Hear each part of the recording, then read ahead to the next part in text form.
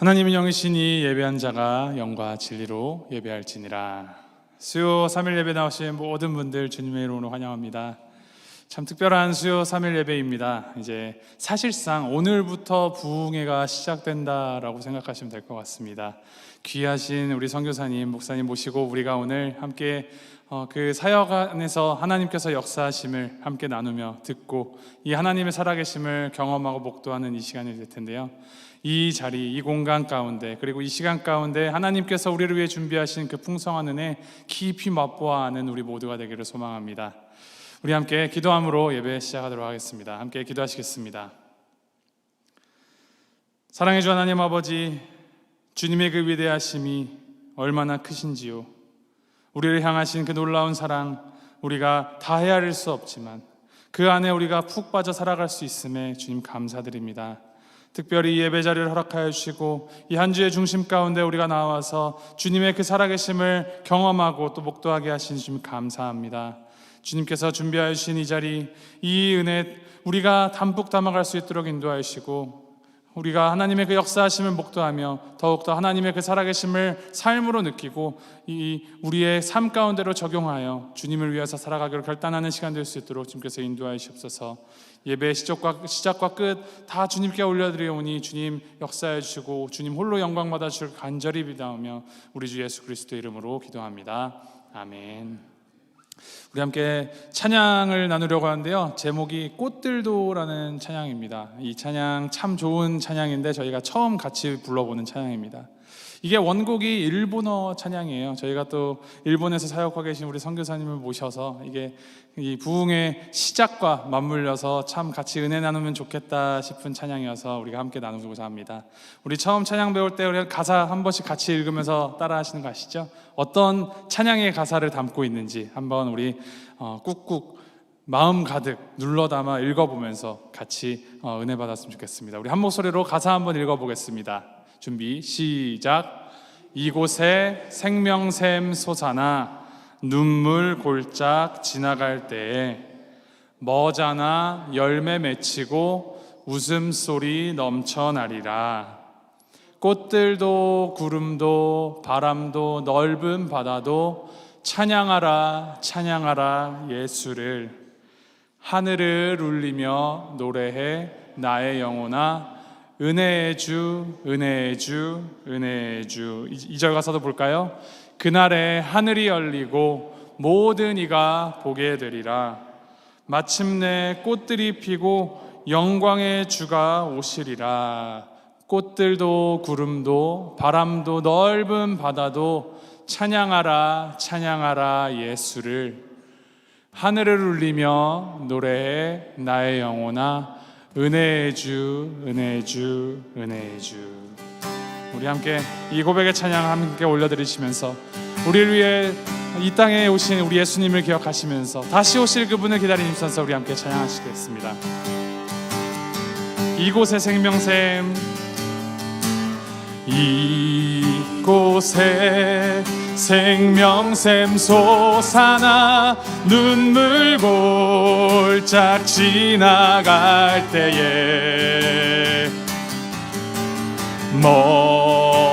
머자나 열매 맺히고 웃음소리 넘쳐나리라. 꽃들도 구름도 바람도 넓은 바다도 찬양하라 찬양하라 예수를. 하늘을 울리며 노래해 나의 영혼아 은혜의 주 은혜의 주 은혜의 주. 그날에 하늘이 열리고 그날에 하늘이 열리고 모든 이가 보게 되리라. 마침내 꽃들이 피고 영광의 주가 오시리라. 꽃들도 구름도 바람도 넓은 바다도 찬양하라 찬양하라 예수를. 하늘을 울리며 노래해 나의 영혼아. 은혜의 주 은혜의 주 은혜의 주. 꽃들도 구름도 바람도 넓은 바다도 찬양하라 찬양하라 예수를. 하늘을 울리며 노래해 나의 영혼아. 은혜의 주 은혜의 주 은혜의 주. 다시 한번 꽃들도 구름도 바람도 넓은 바다도 찬양하라 찬양하라 예수를. 하늘을 울리며 노래해 나의 영혼아. 은혜의 주 은혜의 주 은혜의 주. 하늘을 울리며 노래해 나의 영혼아. 은혜의 주 은혜의 주 은혜의 주. 나의 영원하신 기업 생명보다 귀하다. 나의 갈 길 다가도록 나와도 행하소서. 주께로 가까이 주께로 가오니. 나의 갈 길 다가도록 나와도 행하소. 세상 부귀 아니람과 모든 명예 버리고 험한 길을 가는 동안 나와도 행하소. 주께로 가까이 주께로 가오니. 나의 갈 길 다가도록 나와도 어두운 골짝 지나가며 험한 바다 건너서 천국 문에 이르도록 나와도 행하소서. 주께로 가까이 주께로 가오니. 나의 갈 길 다가도록 나와도 다시 한번 고백합니다. 주께로 가까이 주께로 가까이 주께로 가오니. 나의 갈 길 다가도록 나와도 행하소서. 나의 갈 길 다가도록 나와도 행하소서. 나의 갈 길 다가도록 나와 동행하소서. 우리가 찬양의 고백이 우리의 삶의 고백이 되기를 소원합니다. 다만 우리가 기억해야 할 것은 나를 위한 나의 삶에 하나님이 동행하여서 내 소원 이루어주게 해주옵소서가 아니라 하나님이 가신 그 길, 하나님이 우리를 위하여 정하신 그 길을 내가 주님과 발맞추어 늘 동행하게 하시옵소서라는 기도가 되어야 할 것입니다. 우리 함께 기도하실 때 하나님, 우리가 우리의 삶의 주인이 하나님이심을 잊지 않게 하시고 언제 어디서나 주님이 우리를 정하신 그 목적 따라서 주님께서 먼저 가신 그 십자가의 길 우리가 온전히 따라가는 자들 되게 주님 인도하여 주옵소서. 나의 마음의 소원이 나를 위한 것이 아니라 오직 주님을 위한 것이 되기를 소망하며 오직 주님의 길을 걷는 우리가 되게 우리 교회가 되도록 주님 함께 하시옵소서. 우리 함께 우리 자신을 위하여서 우리 교회를 위하여서 함께 중보하면서 기도하며 나가도록 하겠습니다. 함께 기도하시겠습니다.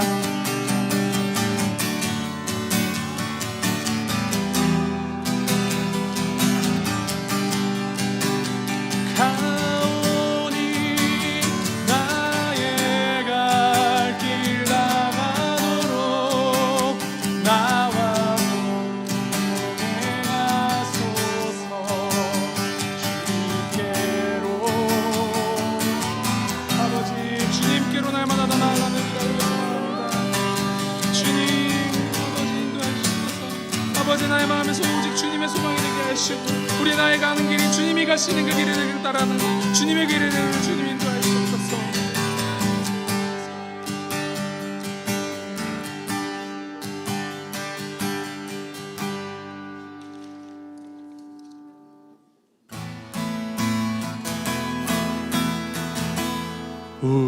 우리는 주의 백성이오니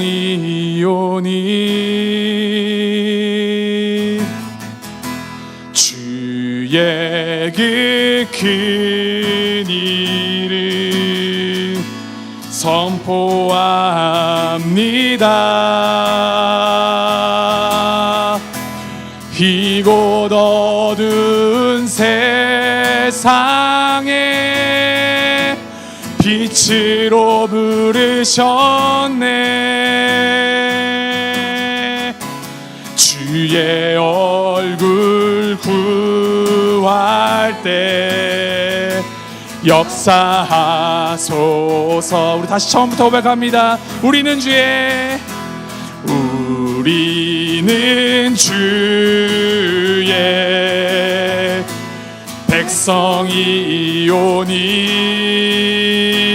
백성이오니 주의 그 큰 일을 선포합니다.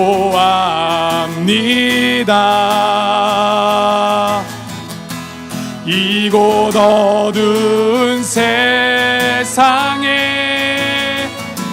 빛으로 부르셨네. 주의 얼굴 구할 때 역사하소서. 교회를 세우시고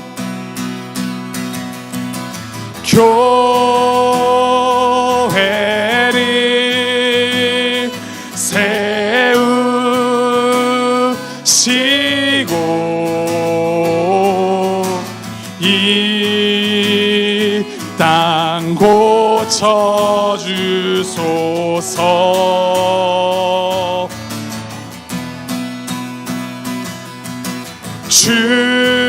주님 나라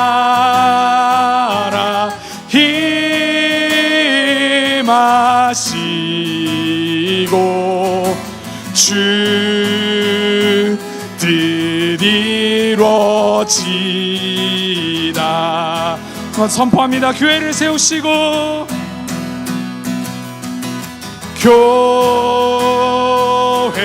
교회를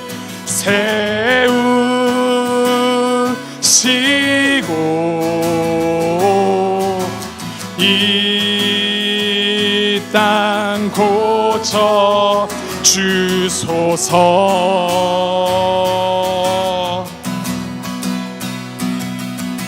주님 나라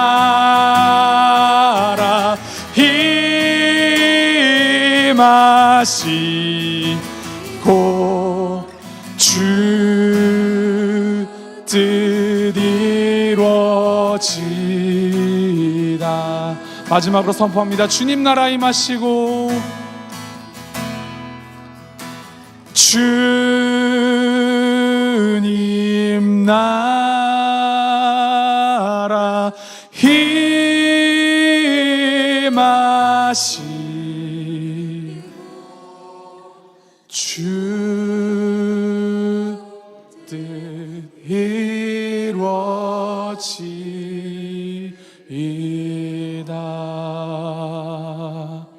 마지막으로 기도할 때 하나님, 주님의 그 뜻, 하늘에서 이루신 그 뜻이 이 땅에서 이루어질 때 우리가 그 뜻을 이루어가는 주님의 통로가 되게 하시옵소서.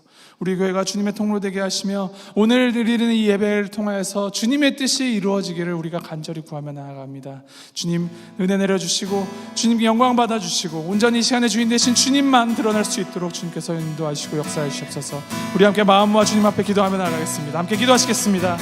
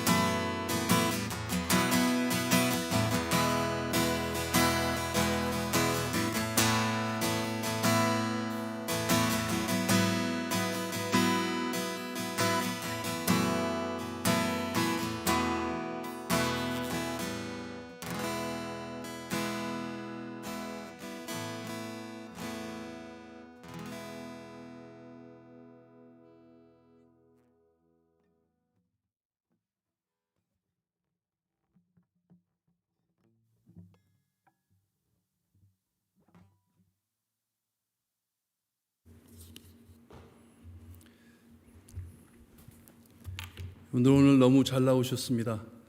오늘 저희에게 하나님께서 귀한 선교사님을 보내주셨는데 목사님의 아드님이시고 선교사님의 아들이시고 미국에서 제가 졸업한 신학교에서 졸업하시고 동창이에요. 졸업하시고 우리 교단에서 파송을 받으신 선교사님이십니다. KAPC 우리 교단에서 일본으로 파송받으신 선교사님이신데 우리 조정수 선교사님 나오실 때 우리 할렐루야로 인사하시고 은혜 많이 받으시기를 바랍니다.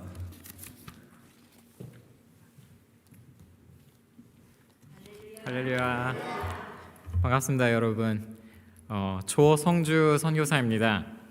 영어 이름은 주초이고요. 지금 현재 일본에 있는 동경 중심가에서 교회 개척 사역을 목회를 하고 있습니다. 오늘 제가 말씀을 나누기 전에 잠시 영상을 준비했는데 그거를 먼저 볼 수 있을까요? 저 일본에서는 굉장히 한 영혼이 구원받는 것이 굉장히 귀합니다. 그렇게 일본 교회는 한 명의 세례자가 나오는데 평균 3년 정도 걸린다는 통계가 있습니다. 한 영혼이 구원받기 굉장히 쉽지 않은데 이 제가 오늘 보여드릴 동영상은 저희 교회에서 세례를 받은 자매가 있어요. 근데 그 자매가 일본 사람 굉장히 예수님을 인격적으로 만난다는 게 쉽지 않은데 어떻게 해서 예수님을 만났는지 동영상이 약간 한 10분 조금 있는데 그거를 먼저 보시고 제가 말씀을 선포하도록 하겠습니다.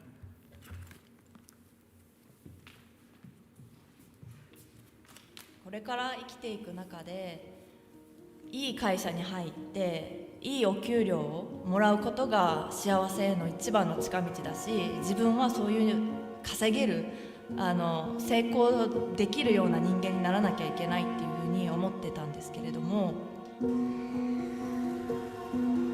そこからすごい自分にプレッシャーをかけて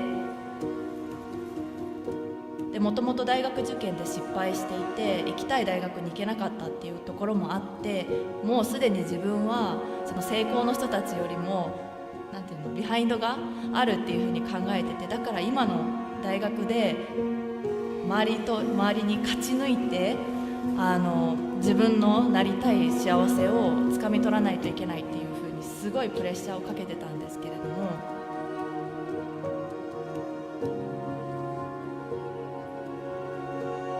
途中から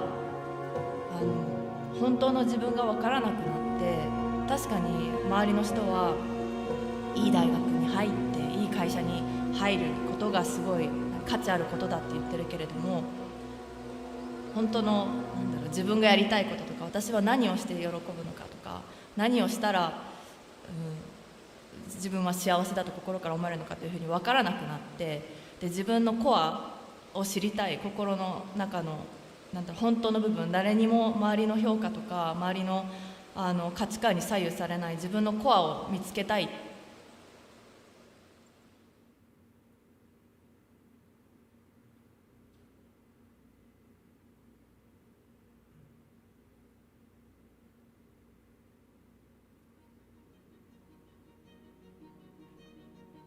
大学4年生の時にテネシー州にある、アメリカのテネシー州にあるテネシー大学に留学に行きました。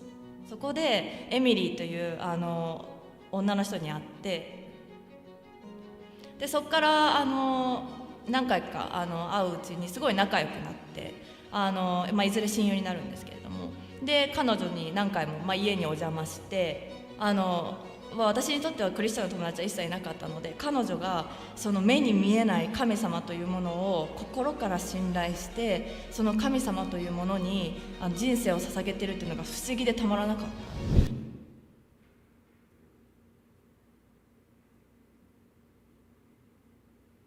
た。イエス・キリスト死んで3日後に生き返ったとか、そんな怖い話は到底信じられないから、私はクリスチャンにはならないけれども、彼らから学んだいくつかのそのクリスチャンの考え方は確かにすごくいいから、豊かな自分の人生を生きる上ではそのいくつかは知って損はないで、いくつかは自分も取り入れたいなっていう程度で思っていたんです。で当時の私は自分で人生を切り開いて、自分で全てを決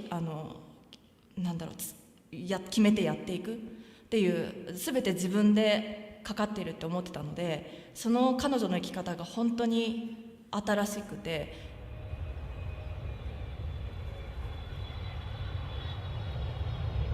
で、9ヶ月の留学が終えて、日本に帰ってきて、私はで就職活動も全部終わった後にすごい足に少ししこりというかポコってなってるのが気になって、たまたまその日気になって、結構前からはあったんですけど、で、病院に行くとがんだということが分かって、でそこで人生で生まれて初めて、手術と入院を経験するんですけれども、で手術をした次の日に本当にもう体が痛くて、でもう指一本も自分の力で動かせないっていう状況の中で、なんて自分は無力なんだろうっていうのをすごい感じて、自分の力で自分の体でなのに自分の力で指一本も動かせないこの無力な私が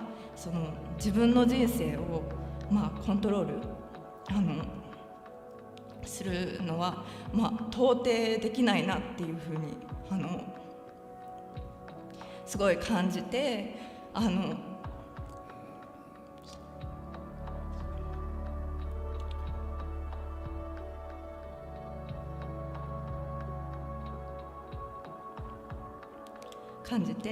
で、今まで全て自分で背負って自分の力で切り開かなければいけないと思ってたんですけど、もうこれは私の手には負えないし、私の努力でこの足が治るわけでもないし、私はもう全てを、お医者さんとか全てを自分の力じゃない何かに頼らないといけないっていうそういう経験を初めてして、で無事に手術も終わったんですけれども、まずその無力を感じたということと、あと同じ病院の病室の中に年下の高校生の男の子がいたんですけど、で彼は同じ足の腫瘍で片足を失っていて、で同じリハビリ室で彼を見るたびに、なんで私は足を残せたんだろうかとか、あと病室の横の女の子はこのがんが大きすぎて手術ができなくて、まだ薬で小さくして、それでやっと手術できるかどうかっていう聞いてるだけでも本当にしんどい、本当に生きるか死ぬかの世界を彼女は生きてるんだろうなっていうのをすごい感じる中で、なんで私は生かされて生き残ったのかっていうのをすごい考えさせられて、で誰がそれを決めてるのか、誰が私の人生をなんで私を生かして、で誰が私のこの足を残してもう一度私に歩くチャンスをくれたのかっていうのがすごいもう考えを誰だろうっていうのを考えるのを止めることができなかったし、で私はこれを誰かを突き止めなきゃいけない、私は助かったんだから誰かを知らなければいけないと思って、でもしその誰かが神様なんであれば、その神様が本当にイエス・キリストなのかっていうのを自分で確かめなければいけないっていうふうに思って、でそこから退院後、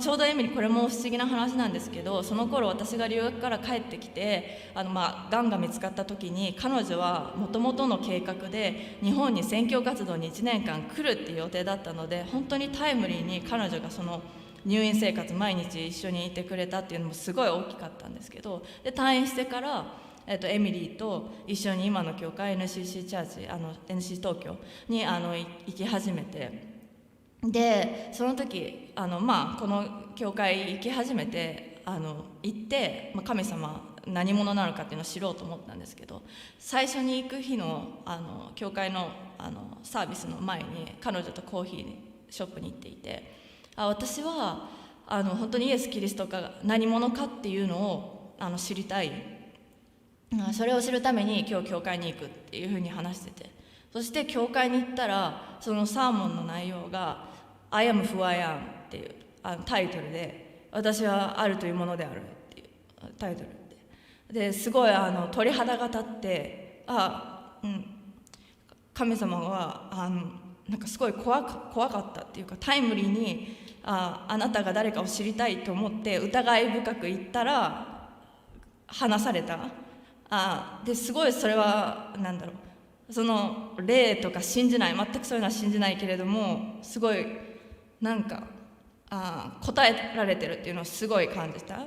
でそれはたまたまだろう、怖かったけれどたまたまだろうと思って言ってたんですけれども、でそこから何回か教会に行くようになり始めてから、自分の中で葛藤が出てきて、もう入り込んでしまってる、この宗教というものに入り込んでしまってるっていう自分で、私は正気を失ったのかなって半分疑い始めるのと同時に、すごい今までの信じてた自分の価値観が全く変わることにすごい怖くなって、本当に私はこの目に見えないこの価値観を信じていいのか、今まで自分なりに一生懸命生きてきたつもりだったし、その価値観を本当に舵を変えてクリスチャンという世界に飛び込んでいいのかっていうすごい不安と、あとプライドもあったと思うんですけど、すごいそういうのが出てきて、で途中からもうちょっとクリスチャンもう身を引かないと危ないなって思い始めて、でその時も教会いつもエミリーと行くのが日課だったんで行ったら、教会のテーマがかたくなな心からの解放で Just be humble、 私たちは心を開け放らないといけない、プライドで固い心を離さなきゃいけないって言って、何なんだと思って、何かがすごい私を追っているっていう初めての感覚に追われて、誰かが私を見てるし、誰かが私をある一定の方向に押してるっていうのをすごい感じたい。である日の帰り道にもう心の底からもう本当にこの自己中心的な自分が嫌いだってすごい思って、もう変わりたいし、神様本当に変えてください。私はもうこの自己中心的な自分の心がもう大嫌いです。でも自分はもう弱くて、自分では心ではもう到底変えれませんから。なんでもう私を変えてくださいっていうふうにもう泣きながら勝手に自然に口から出てもう祈っていて、でその日が私がイエス・キリストを受け入れた日でクリスチャンになった日なんですけど、心の中にどんな時でも、しんどい時、辛い時、あと迷う時、葛藤する時、あといろんな傷つけられた時、あとすごい腹が立ってる時とか、全てのその感情を伝えて、で助けを求めて、でどうやって生きればいいのか、であと慰めてほしいとか、そういう全ての感情を受け止めてもらえる大きな一人の大きな存在が心の中にあるように思います。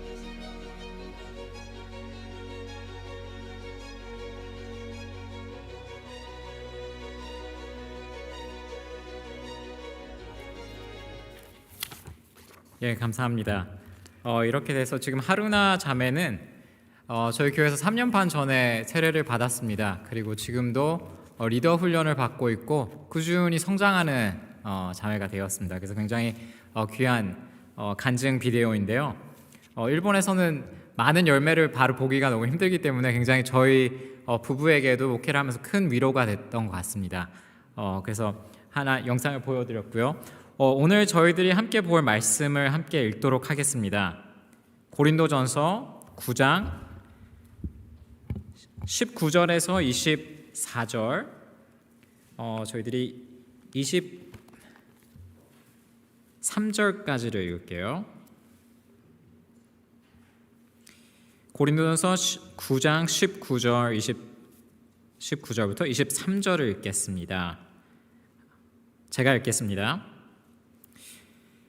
내가 모든 사람에게서 자유로우나 스스로 모든 사람에게 종이 된 것은 더 많은 사람을 얻고자 함이라.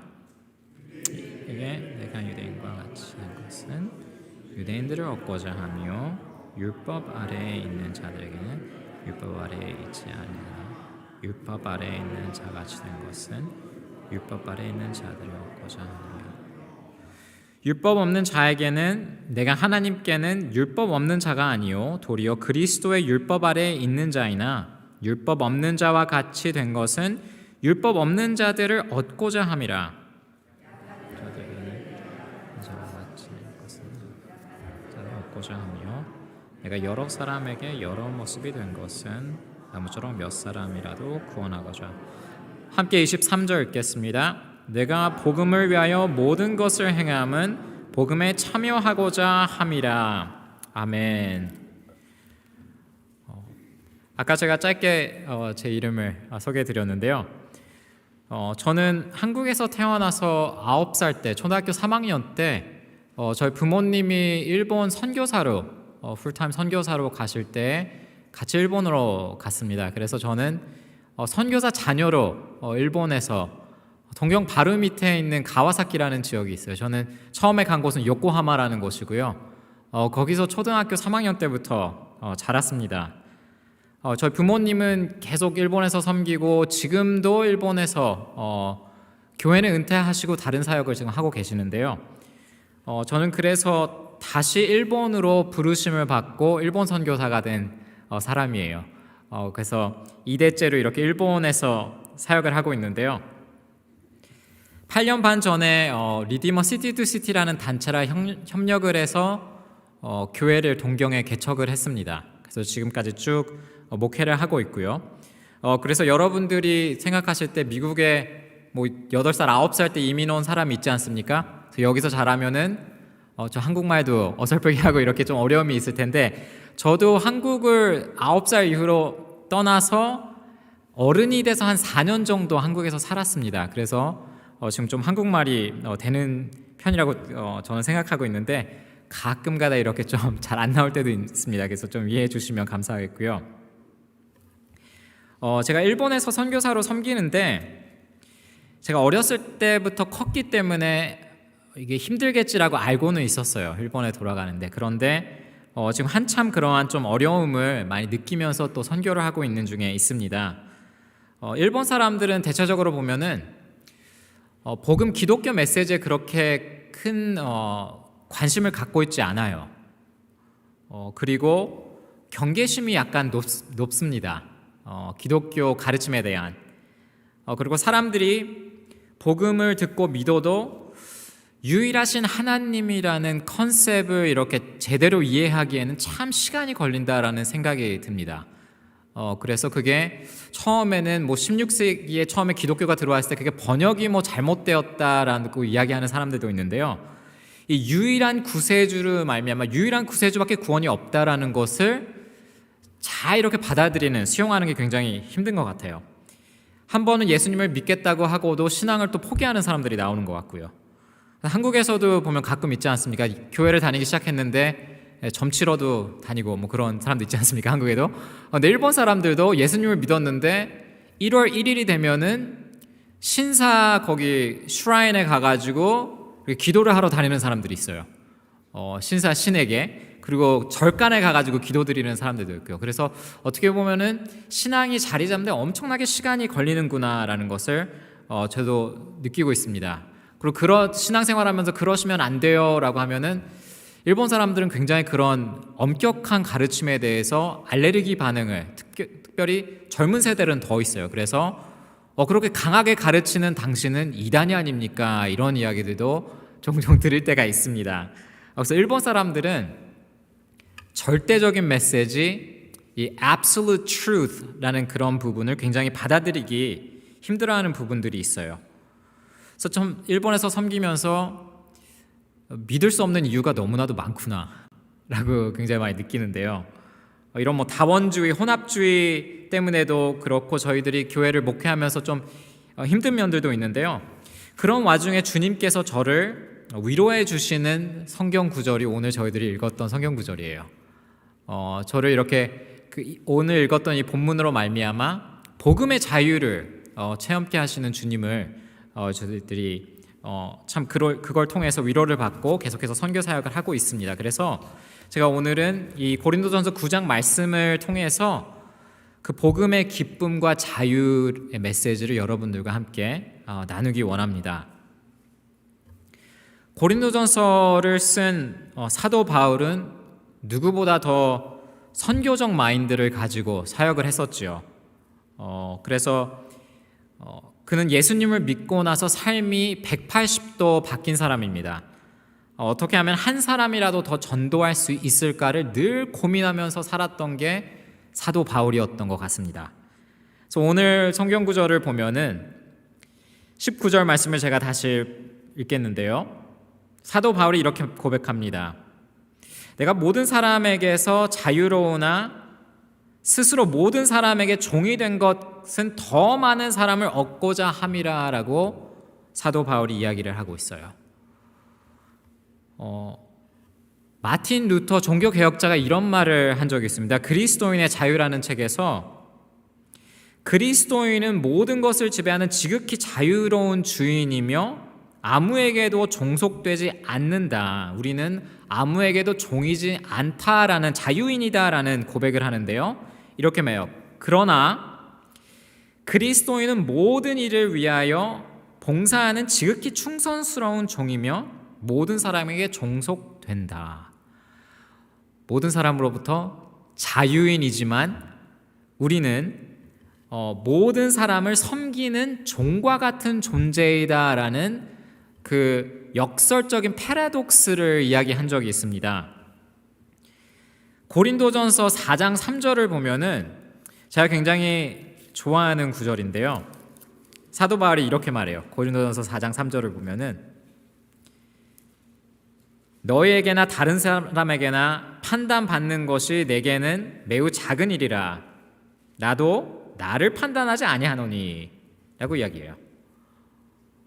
여기서 보면은 사도 바울이 굉장히 자유인같이 보입니다. 다른 사람들이 뭐라 하던 특히 그렇게 신경 쓰지 않고 자유인같이 이 성경 구절에는 나와 있어요. 다른 사람들이 어떻게 나를 판단하던가 평가를 하던지 내 자신도 나를 평가하지 않습니다. 그런 이야기를 여기서 한단 말이에요. 어떻게 보면 굉장히 좀 미국적이지 않습니까? Americanized 이야기일 수도 있는데 뭘 입고 다니던지 나는 당신들의 의견을 그렇게 신경 쓰지 않습니다. 저희 지난 7월 달에 일본에서 저희 교회가 그 리트리 캠프를 갔는데요. 강사분을 미국 분을 모셨습니다.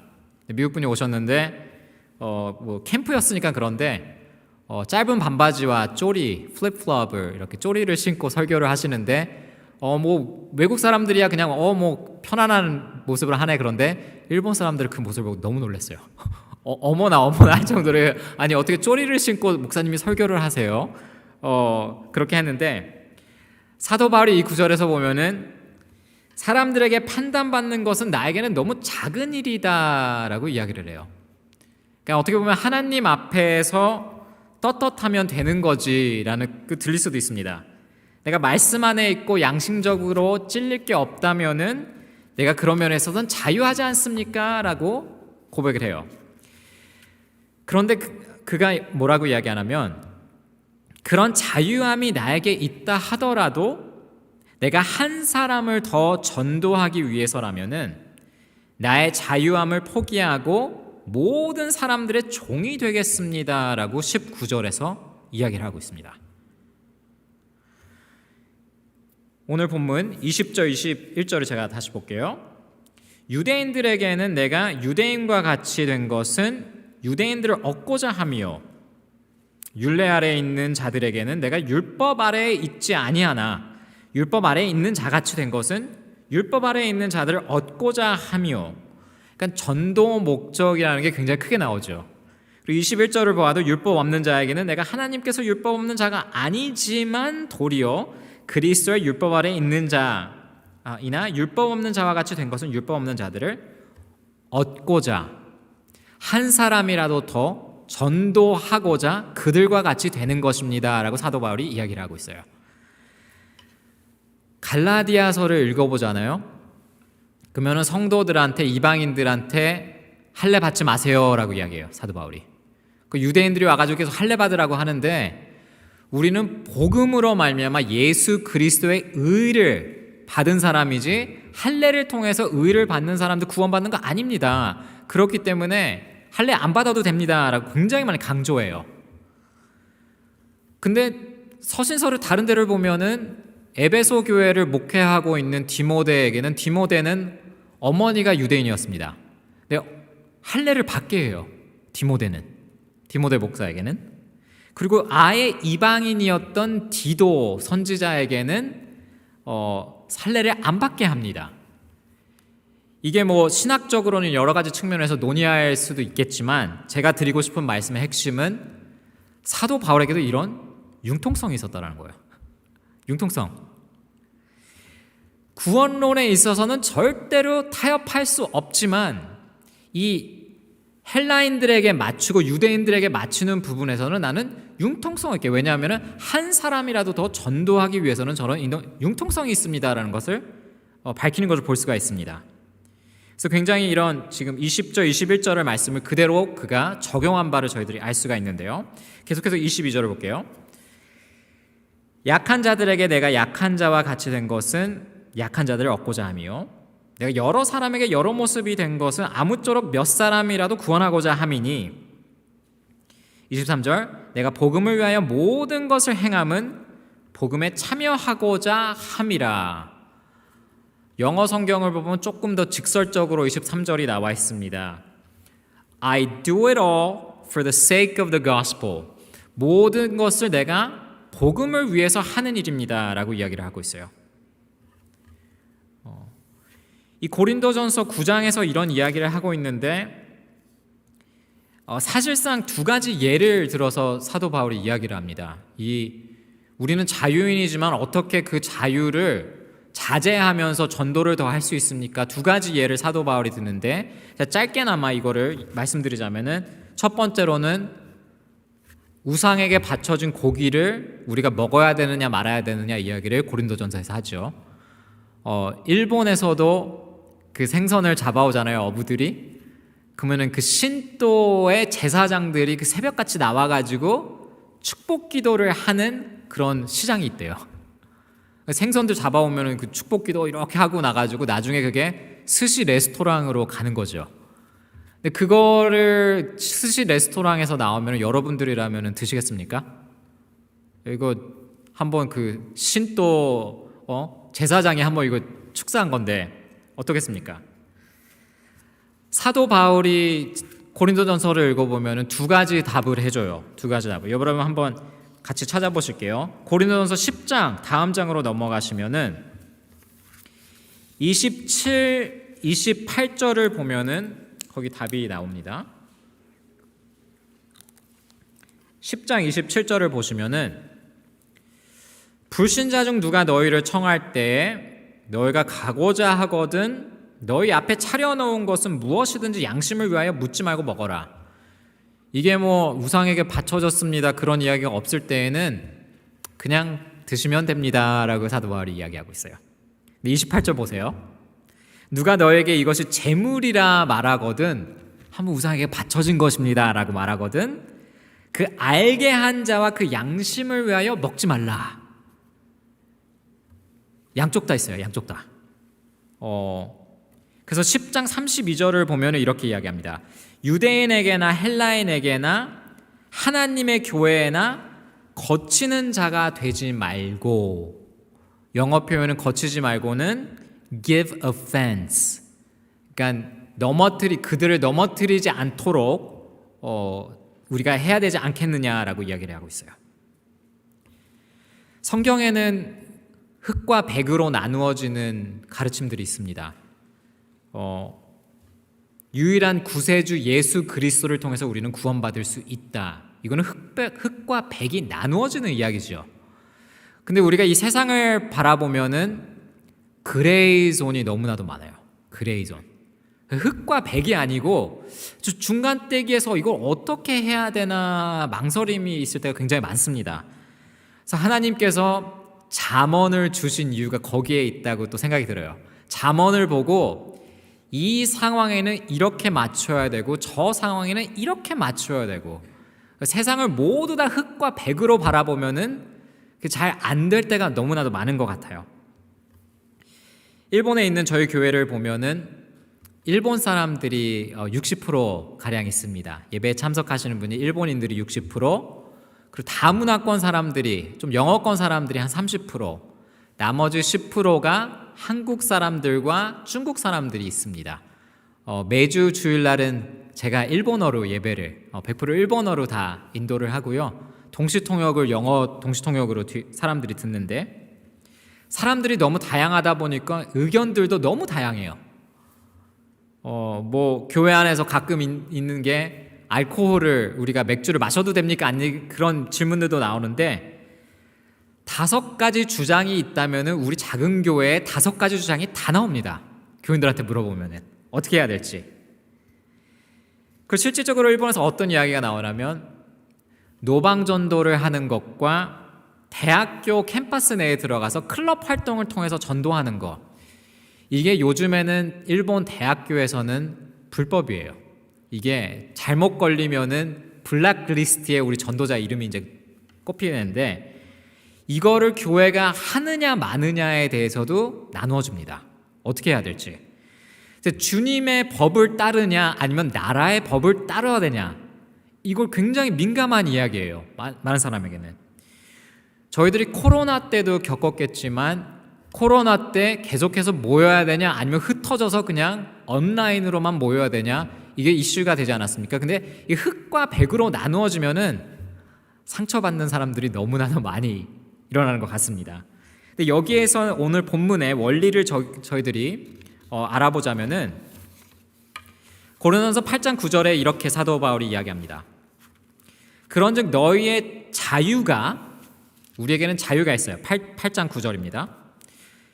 너희의 자유가 믿음이 약한 자들에게 걸려 넘어지게 하는 것이 되지 않도록 조심하라. 그 헬라어 성경을 보면은 스칸달리온이라고 나와 있어요. 스칸달리온, 넘어지게 하는 그 스캔들 있지 않습니까? 그래서 사도 바울이 교인들한테 이야기해 주는 거는 이 그레이 존이 참 많은데 지혜를 가지고 그거를 너희들이 극복하기 원한다라는 것을 사도 바울이 가르쳐 주고 있습니다.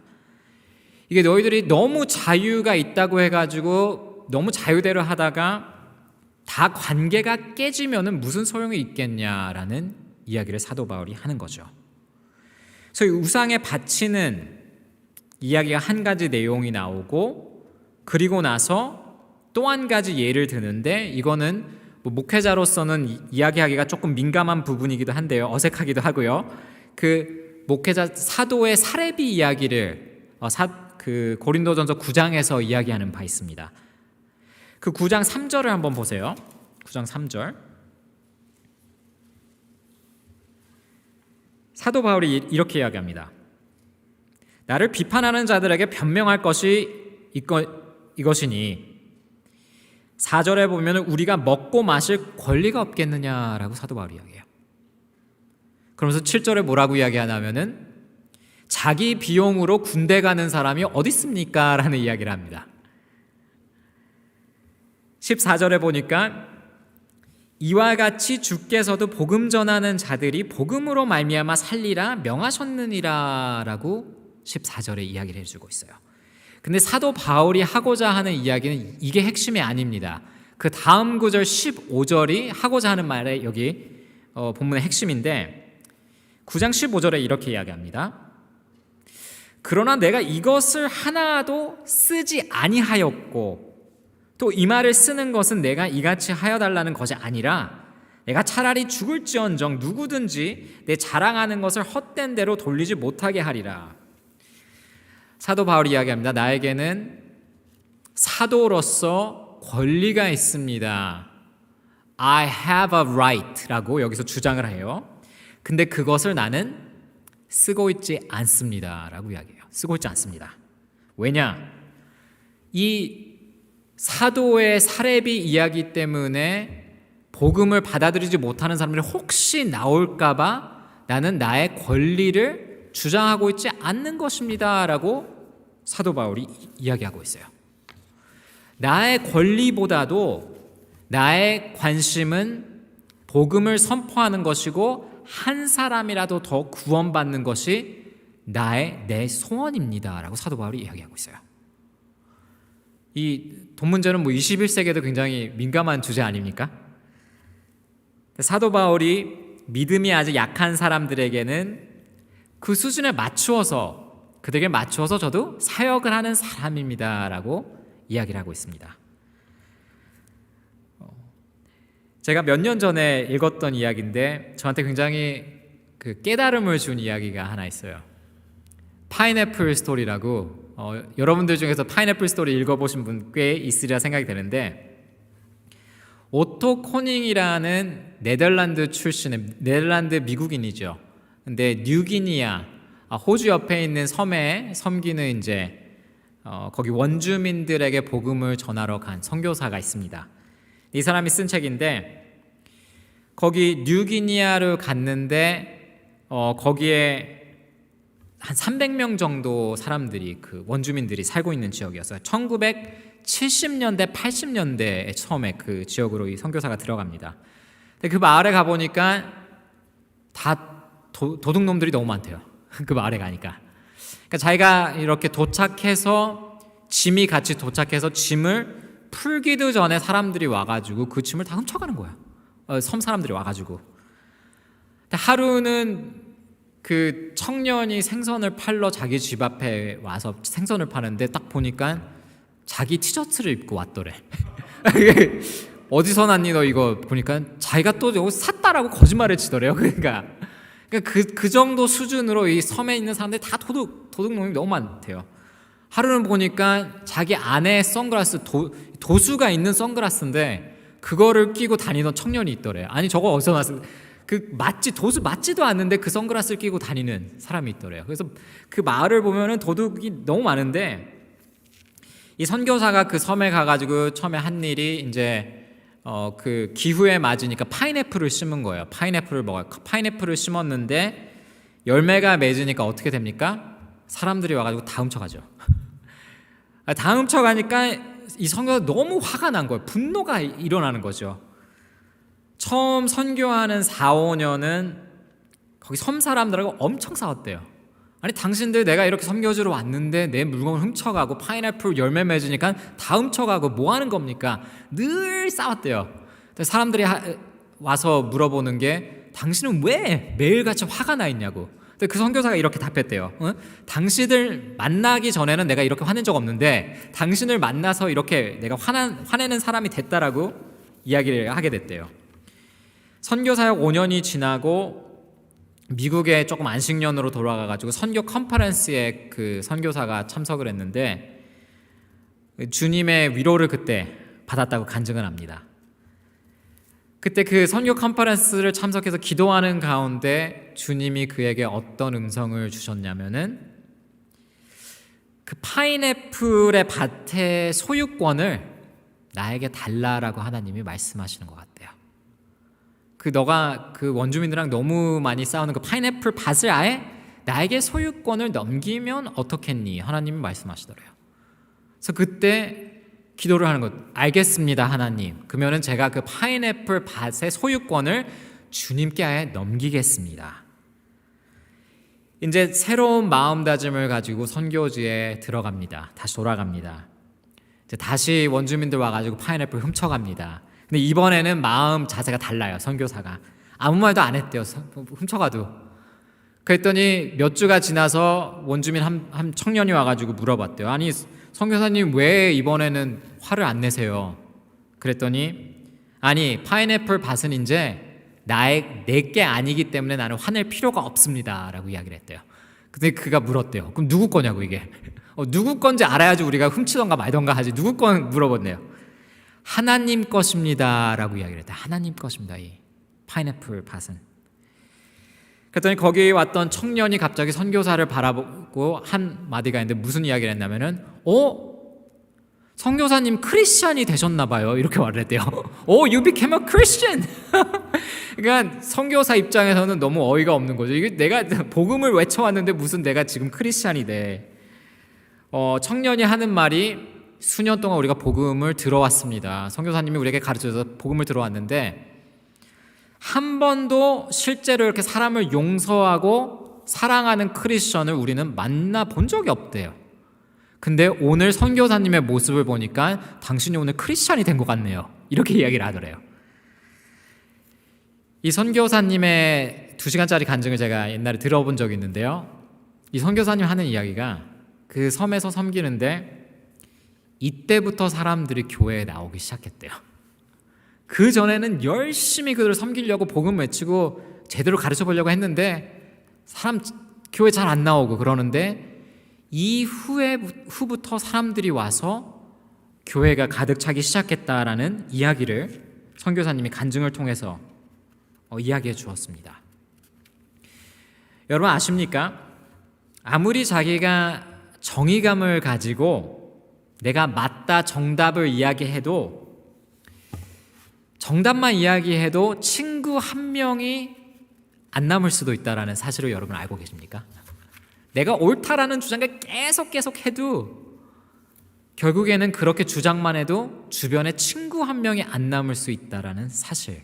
근데 선교를 하러 가서 내 말이 맞고 너희들 다 틀렸어 주장해도 아무도 선교 대상자, 전도 대상자들이 남지 않으면 아무 의미가 없거든요. 선교지에서는. 사도 바울은 내가 먹고 마실 권리가 없겠느냐라고 이야기를 해요. 당연히 권리가 있죠. 주장할 권리가 있죠. 근데 그 권리 가지고 나는 싸우지 않습니다라는 이야기를 여기서 오늘 본문에서 하는 거예요. 싸우다가 결국 다 잃으면 무슨 소용이 있습니까? 라는 이야기입니다. 결국에는. 제가 아까 목사님이 말씀해 주신 대로 미국에서 대학을 나오고 신학대학원을 필라델피아에 있는 웨스트민스터 신학교를 나왔습니다. 그리고 일본 선교지에 다시 돌아가기 전에 조금 부교육자로서 훈련을 받고 현장에 다시 일본에 돌아갔어요. 그리고 리디머 시티 투 시티라는 개척자들을 훈련해주고 이렇게 서포트해주는 단체랑 협력을 해서 그래서 이제 교회를 동경에 세워 나가는데, 일본에서 저는 9살 때부터 자랐기 때문에 어느 정도 선교지에 대한 지식도 가지고 어느 정도는 제가 나름대로 알고 시작한다라고 생각을 했어요. 근데 막상 선교 사역을 시작하니까 사람들이 굉장히 의견도 많고 지적도 많이 해주시고 지적을 받는 거죠. 제가 이렇게 해야, 일본에서 이렇게 해야 된다, 저렇게 해야 된다라는 이야기도 해주시고, 근데 또 그렇게 어드바이스를 주시는데 같이 책임져 주지는 않더라고요. 이야기는 하고 목회는 너가 해야지, 이런 식으로. 그러면서 제가 신학적으로도 이게 맞지 않습니까? 주장을 좀 많이 해야 될 때도 있었어요. 주장을 하고 그리고 어떻게 보면은 조금 싸움까지는 아니더라도 이렇게 논쟁을 해야 되는 그런 상황이 솔직히 좀 있었습니다. 그래서 속으로는 굉장히 화가 나기도 하고, 제가 이거 몇 번 이야기하는데 왜 이렇게 제대로 안 될까, 그런 괴로운 시즌들도 있었습니다. 근데 최근 다시 한번 이 고린도전서 9장을 제가 묵상하면서, 그리고 아까 말씀드렸던 파인애플 스토리를 다시 한번 읽으면서 제가 느낀 것이, 제가 이렇게 다투려고 했던 것이 꼭 구원론에 있어서 절대적인 부분이 아니었던 것도 굉장히 많았던 것 같아요. 꼭 이렇게 흑과 백으로 다 나눌 필요는 없었었는데 내가 너무 그걸 흑백으로 나누려고 했던가, 내가 너무나도 내려놓지 못한 영역이 있었구나라는 것을 굉장히 많이 주님께서 알려주셨습니다. 그래서 제가 굉장히 많은 깨달음을 그것을 통해서 얻었는데요. 제가 아무리 옳은 소리를 하더라도, 제가 맞다고 주장을 하더라도 들어주는 사람이 한 명도 안 남으면 그게 무슨 소용이 있을까라는 생각이 들었어요. 그래서 주님께서 어떤 마음을 주셨냐면은, 우리의 사역과 교회는 다 주님 것이다 라는 마음을 주셨어요. 주님 것이다. 내 것이 아니고 모든 소유권은 주님에게 있다. 그렇게 생각을 하니까 마음이 많이 편해지더라고요. 우리가 심어놨고 우리가 얻은 열매를 막 생각하면은 내 것 같고, 그런데 모든 것이 주님께 있구나라고 생각하니까 오히려 마음이 훨씬 더 편해지는 것을 느꼈습니다. 나의 사역, 나의 교회라는 생각을 하면은 가끔 분노가 일어날 때도 있어요. 왜 계속 이렇게 지적을 많이 하는지. 근데 이게 다 주님의 사역과 주님의 교회다라고 생각하니까 마지막에는 주님이 해결해 주실 문제이구나 라는 평안함을 얻을 수 있었습니다. 제가 붙들고 있었던 권리를 내려놓으니 오히려 주님께서 그 평안을 저에게 허락해 주신 것 같습니다. 여러분, 일본에서 그 한국의 루트를 가지고 그 코리안으로서 일한다는 것이 생각보다 쉽지 않을 때가 있어요. 제가 일본 지금 소속되어 있는 교단이 있습니다. 그래서 교단 모임에도 참석을 정기적으로 하는데, 불과 4년 전에 어떤 일이 있었냐면은, 일본 교단이니까 뭐 90% 이상 일본 목사님들이 모여 있는 총회인데, 교단에서 이렇게 몇 년에 한 번씩 일본 교회가 세계 2차 대전 때 잘못한 것을 우리가 인정하고 다시 한번 그런 일이 없도록 합시다라고 이야기를 나눌 때가 있습니다. 총회 때. 근데 그 총회 때 그 서기 목사님이 이렇게 나눠주시는데, 한 분이 손을 들어서 자기가 의견이 있다면서 손을 들으셨어요. 일본 목사님이 손을 들어서 어떤 이야기를 하시냐면은, 아니 일제시대 때 한국 사람들도 내가 알기로는 그거를 환영하는 사람들이 있었다던데 어떻게 우리가 그거를 지금 와서 또 사과를 해야 됩니까? 라는 일본 목사님이 그렇게 이야기를 하시는 거예요. 저도 그 자리에 있었는데, 저는 뭐 어렸을 때 일본에 갔고 옛날 분들과 비교하면 그 감정이 많이 적습니다. 그럼에도 불구하고 제 몸이 부들부들 떨리더라고요. 그런 이야기를 듣는데, 21세기에 이렇게 생각하는 일본인 목사님들이, 그것도 일반인이 아니고 목사님들 중에서도 이런 분들이 있구나라는 것을 제가 그때 느꼈죠. 어떤 일본인들은 기독교에 관심이 있어서 설교 말씀을 듣고 그러는데 뭐 저희 교회나 저희 부모님 세대는 더 그랬었는데 성경 공부까지는 같이 하는데 세례를 받을 때에 대해서 고민을 해요. 어떤 고민을 하냐면은 내가 세례를 받고 싶은데 한국인 목사한테 내가 세례를 받아야 하냐, 이거를 고민하는 거예요. 그래서 성경 공부는 같이 했는데 세례는 일본인 목사한테 가서 세례를 받는 분들이 종종 있습니다. 그 전 시대에는 30년, 40년 전에는 더 그런 일들이 있었던 것 같습니다. 한국 사람으로서 주장할 게 많죠. This is injustice. 이거는 있을 수 없는 일이지 않습니까? 너무 불공평하지 않습니까? 한국 사람으로서는 주장할 것이 굉장히 많아요. 뉴스를 보아도 많지 않습니까? 뭐 위안부 그런 문제라든지 요즘에는 후쿠시마 원전에서 물을 이렇게 바닷가로 이제 처리한다는데 여러 가지 이야기로 반대하려면은 끝이 없이 계속해서 일본을 반대할 수 있는 주장을 할 수 있을 것 같아요. 근데 이들과 계속해서 싸우는 게 복음을 선포하는 자로서 올바른 일일까 굉장히 많이 생각하게 됩니다. 일본 사람들은 솔직히 말해서 세계 2차 대전을 자기네들이 피해자라고 생각을 해요. 실제로 그래요. 이야기를 해보면은 원자포탄이 히로시마 나가사키에 떨어졌기 때문에 그걸로 말미암아 이렇게 전쟁이 끝났다. 그래서 자기네들도 전쟁의 피해자라고 생각을 합니다. 그래서 우리가 피해 의식을 가지고 아무리 이야기를 해도 잘 안 통해요. 잘 안 통해요. 어려운 부분이죠. 우리가 권리를 주장하면 어떻게 보면은 계속 싸워야 됩니다. 9살 때부터 제가 일본에서 있었는데 어떻게 보면 계속 싸워야 돼요. 저희 부모님이 처음에 저희 아버지가 일본 선교 사역을 시작하신 게 1986년도였는데 저희 부모님이 저에게 가르쳐 주신 게 뭐냐면은 일본 선교의 시작은 그들을 용서하고 사랑하는 데서부터 시작한다라는 것을 저희 부모님이 가르쳐 주셨어요. 그러니까 어떻게 보면은 요나가 니느웨에 가가지고 니느웨 사람들을 이렇게 용서하지 못하고 끝까지 분노하지 않습니까? 하나님을 그대로 용서하니까 너무 분노하지 않습니까?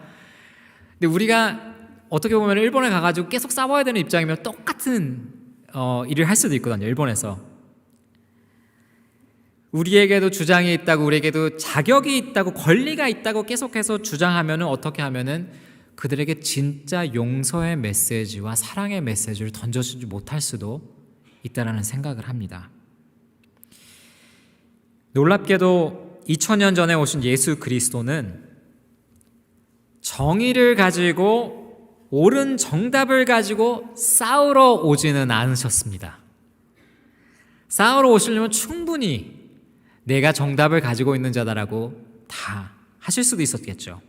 예수 그리스도는 원수들을 대신해서 십자가를 지시고 십자가에 매달리시기 위해서 이 땅에 오십니다. 이 세상에서 모든 대접을 받고도 모자라시는 분입니다. 예수 그리스도. 근데 그분께서 누구보다도 더 낮아지십니다. 성경이 이렇게 이야기를 해요.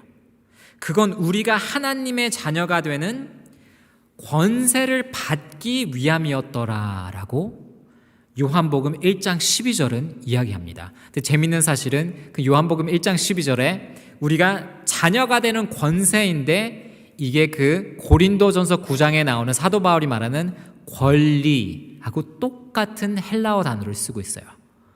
그러니까 우리가 하나님의 자녀가 되는 권리를 주시기 위해서 예수 그리스도가 이 땅에 내려와 주셨다라고 이야기를 합니다. 여러분, 원칙대로 따져보자면은 우리는 하나님의 것을 늘 훔치는 자들입니다. 하나님의 영광을 늘 훔치고 사는 자들이에요. 어떻게 보면은 힘들게 살아왔어도 그래도 내가 노력해서 살아온 삶이다, 내가 얻어낸 삶이다라고 생각할 때가 너무나도 많지 않습니까? 또 내가 좀 틀려도 끝까지 내가 맞다라고 주장하는 그런 고집이 저에게도 있습니다. 그래서 제 자신을 생각할 때도 왜 이렇게 그런 안 될 고집이 있을까? 좀 틀렸을 때도 자기 주장을 늘 하려고 할 때가 있습니다. 그런 하나님의 사랑과 은혜를 받을 자격이 없는 우리들을 불쌍히 여기시고 예수 그리스도는 오셔서 대신 죽어주시고 부활해 주셨습니다. 이 복음 메시지를 확신하고 누리게 되면은 우리가 이 세상적인 권리를 내려놓는 것을 배우게 되어 있습니다. 그러니까 하나님의 자녀가 된 권세, 그 권리를 얻은 자는 이 세상 사람들에 대해서 모든 권리를 주장하지 않아도 된다라는 거죠. 왜냐? 이미 하나님의 자녀가 되는 권리를 받았거든요. 그래서 모든 논의에 있어서 복음을 아는 자는 끝까지 그 논의에서 이기지 않아도 돼요. 내가 끝까지 이건 끝을 보리라, 다 이기고 끝을 보리라, 그렇게 안 해도 이미 하나님께서 그 영광을 예수 그리스도를 통해서 주셨습니다. 내 권리, 만약 복음의 걸림돌이 된다면은 그 권리를 잠시 내려놓을 수 있는 자가 되는 것이죠. 나에게는 편하게 살고 행복함을 추구할 권리가 있다, 나의 꿈을 이루는 것도 아무도 막을 수 없다, 맞는 이야기일 수도 있어요.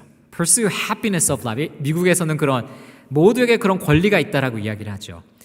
그러나 복음을 위해 한 사람이라도 더 그 영혼을 얻을 수 있다면은 나의 권리를 기쁘게 내려놓고 그 영혼이 구원받을 수 있도록 나는 하리라 라는 고백을 사도 바울이 해주고 있습니다.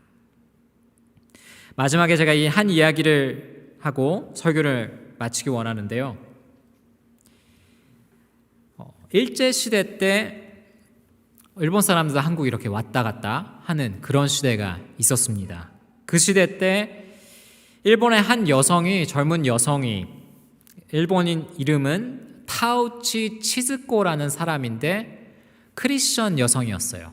일본 크리스천 여성이 1930년대에 한국의 고아들을 섬기려고 공생원으로, 목포에 있는 공생원으로 떠납니다.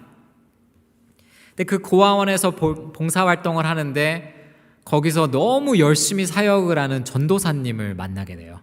한국 남자분 윤치호 전도사님을 거기서 만납니다. 그래서 둘이 결혼을 하게 됩니다. 그래서 그 둘이 결혼을 해서 거기에서 그 고아들을 섬기게 되는데, 결혼을 하고 나서 이 여성이 한국 이름을 받습니다.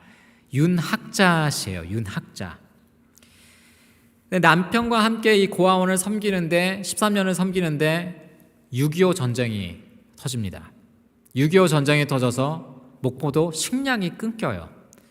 식량이 끊기니까 남편이 이제 식량을 얻으려고 내가 조금 나갔다 오겠다, 광주에 갔다 오겠다고 나가는데 남편이 다시는 돌아오지 않습니다. 그리고 그 아내는 고아원을 하면서 남편이 언제 돌아올까? 근데 남편이 나갔다가 이제 전쟁 끝나고 돌아올 수도 있기 때문에 고아원을 닫고 일본에 바로 돌아갈 수도 없고 고아원을 계속합니다. 계속해 나가요. 혹시라도 내일이면은 남편이 돌아올지 않을까라는 마음으로. 그리고 그때 그 공생원 고아원에는 많은 아이들이, 그 전쟁 시대 때 굉장히 많은 아이들이 오기 시작했대요.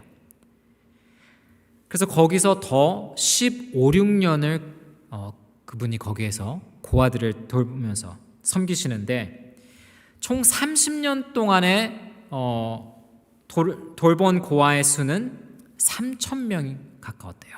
굉장히 많은 아이들을 돌본 거죠, 이분이. 그리고 그 안에서 굉장히 많은 훌륭한 신앙인들이 나왔다고도 알려져 있습니다. 근데 그녀에게는 자기 자식이 4명이나 있었어요. 4명이나 있었는데 그 고아원에서 전혀 특별 대우를 해주지 않았대요, 자기 자식들에게는. 그러니까 똑같이 먹이고 똑같이 재우고. 그래서 나중에 그 장남 윤기 씨가 자기가 책을 냈어요. 그 책의 제목이 뭐냐면은 나도 고아였다라는 책을 썼어요. 그러니까 어머니가 너무 자기들에게 특별 대우를 안 했기 때문에 나도 고아랑 똑같이 자랐습니다, 그런 고백을 들었는데요. 어떻게 보면은 자식들은 어머니를 좀 원망했죠. 아니, 우리를 더 이뻐해주면 좋을 걸, 그 똑같이 키우시면, 너무 그 한이 있었죠, 마음에. 근데 그 어머니가 돌아가실 적에 타우치 치스코상인데 일본 이름은 돌아가시기 직전에 한마디를 하시고 돌아가셨다는데 무슨 이야기를 하셨냐면은 일본 말로는 우메보시가 다베타이 라고 이야기를 했대요. 우메보시가 다베타이 무슨 말이냐면 우메보시가 먹고 싶다라고 이야기를 했어요. 그 우메보시가 뭐냐면은 일본에서만 얻을 수 있는 매실 절임입니다. 그게 일본 사람들은 좋아하죠. 그 맛을. 근데 우메보시를 먹고 싶다. 죽기 전에 그렇게 이야기를 하신 거예요. 근데 그때 그 자녀들이 그걸 듣고 깨달은 거죠. 우리 어머니 우메보시가 먹고 싶은 일본인인데 평생 한국에서 한복 입고 김치 먹고 된장 먹고 한국 고아 아이들을 자기 자식과 같이 키우시고 그러다가 떠나시는구나. 그녀가 1967년도에 이 세상을 떠나는데 1년 뒤에 목포시에서 한국 사회에 공헌한 사람에게 주는 대한민국 시민상을 그녀에게 줍니다. 그때 사람들이 많은 언론에서 나왔는데 이런 이야기를 했대요. 그 정도로 자신의 자유와 권리를 주장하지 않고 섬긴 사람이 이 세상에 또 어디 있을까 하는 말을 했다고 합니다. 여러분들에게 묻겠습니다. 여러분들은 주님을 위해, 주님의 나라를 위해 어떤 권리를 내려놓을 수 있겠습니까? 주님으로부터 받은 영원한 권리가 있기에 이 세상의 권리를 복음을 위해서 잠시 내려놓을 수 있는 우리가 되길 원합니다.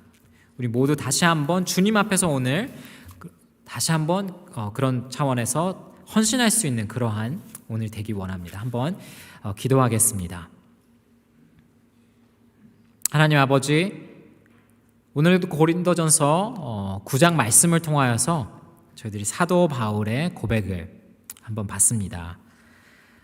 나는 누구에게나 누구 평가도 신경 쓰지 않는 자유인이지만 한 사람이라도 더 복음을 듣고 그 영혼이 구원받을 수 있도록 나는 그 권리를, 자유를 잠시 포기할 수 있습니다.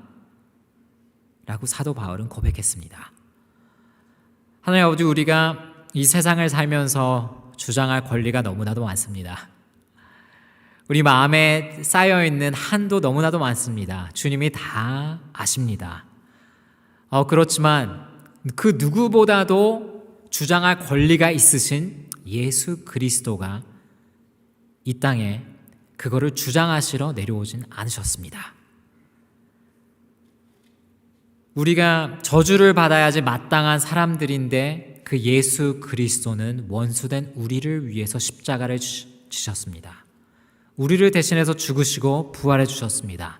그 은혜를 아는 자는 그 은혜를 통하여서 잠시 우리의 권한, 권리를 내려놓을 수 있는, 기쁨으로 내려놓을 수 있는 자들이 될 수 있습니다. 주님은 다시 한번 성령님의 감동하시로 말미암아 우리가 그 주님의 은혜로 말미암아 살아갈 수 있도록, 그리고 우리가 그것을 통하여서 많은 영혼들을 사랑하고 섬길 수 있는 자들이 될 수 있도록 주님 우리와 함께하여 주시옵소서.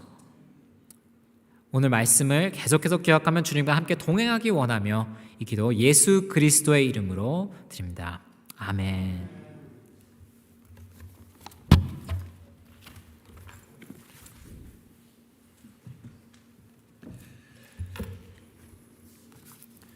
은혜 많이 받으셨죠?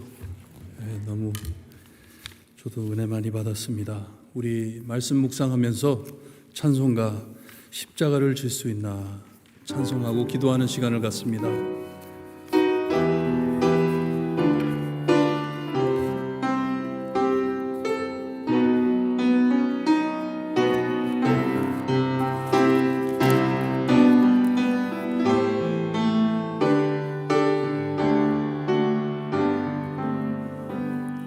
십자가를 질 수 있나 주가 물어보실 때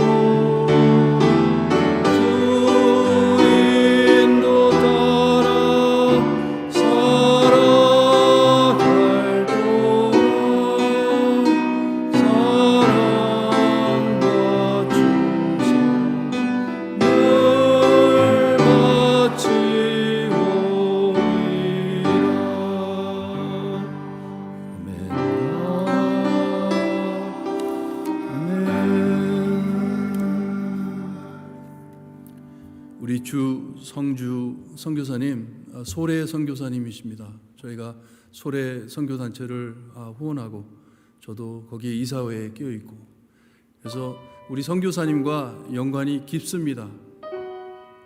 오늘 처음 뵙는 분이신데 우리가 오랫동안 알고 지낼 분이십니다. 그래서 이 선교사님과 우리 사모님하고 두 자녀인데 아이들은 아마 위에 있는 것 같아요. 사모님 한번 일어나 주세요. 뒤에 앉아 계시는데 얼굴 보시고 혹시라도 잊어버릴까 해가지고 목사님하고 사모님께서 매그넷을 가지고 오셨습니다. 예배 끝나고 난 다음에 2개인데요. 2개 가져가셔가지고 여기에 얼굴도 나와 있고 사진도 나와 있습니다.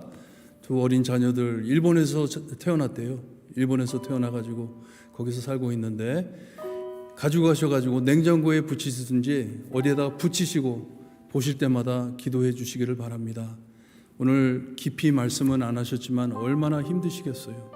그 사역이 얼마나 힘들까 말씀을 들으면서 생각을 하게 됩니다. 지금 우리 선교사님을 위해서 기도하고 일본에 있는 교회를 위해 기도하고 많은 영혼들이 우리 목사님 말씀하신 대로 복음을 듣고 한 사람이라도 더 주님께로 돌아오기를 소원하면서 우리 함께 기도하고 우리 주기도문으로 예배 마칩니다. 기도드립니다.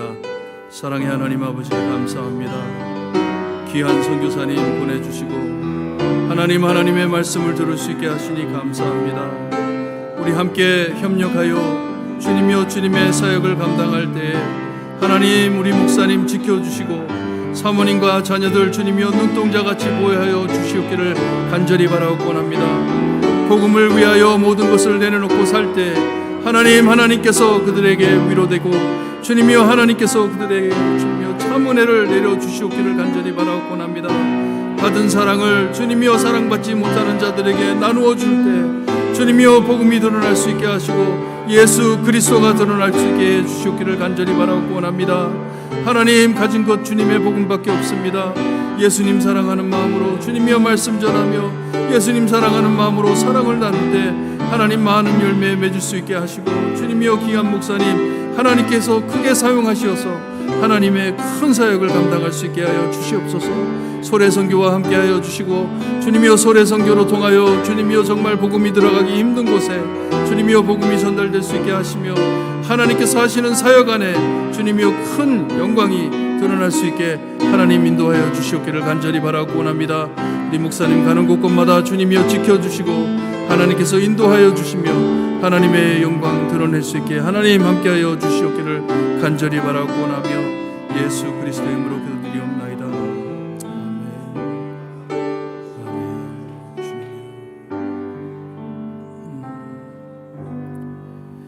하나님 귀한 목사님, 선교사님, 사모님 그리고 가족을 우리 교회에 보내주시고 복음을 들을 수 있게 하시니 감사합니다.